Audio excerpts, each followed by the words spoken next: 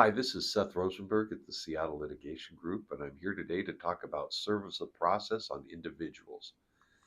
In order to initiate a lawsuit against an individual defendant, a copy of the summons and complaint, called process, must be served on the individual. This formally notifies the defendant that a lawsuit has been initiated against them and lets them know the deadline to respond to the complaint. However, serving an individual with process when they cannot be located and may be evading service can be challenging. The individual defendant must either be served personally, meaning the individual is personally handed the summons and complaint, or they must be served at their usual abode with some person of suitable age and discretion then resident therein. Assuming the individual defendant cannot be personally handed service, their usual abode must be identified. This must be a center of the individual's domestic activity, such that service left with a family member is reasonably calculated to come to the individual's attention within the statutory time limit for them to appear. So, how do you determine if a resident is the defendant's usual place of abode? If the matter is debatable, there is certain evidence courts have consistently considered relevant in determining whether the residence qualifies.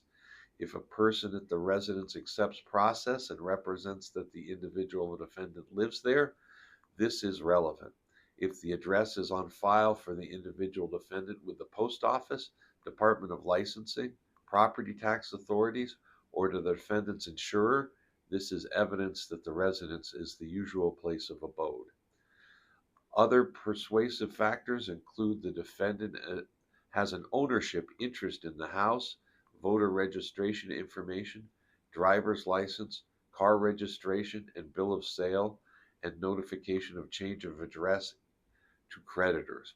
There are also factors that weigh against finding a residence as the defendant's usual place of abode. Convincing evidence that the defendant has moved, such as changing any address identifiers in the previous paragraph, weighs against such a finding. A hotel is not a usual place of abode for individuals who live there temporarily while getting medical treatment nearby. Challenging questions arise when there are some factors leaning opposite directions.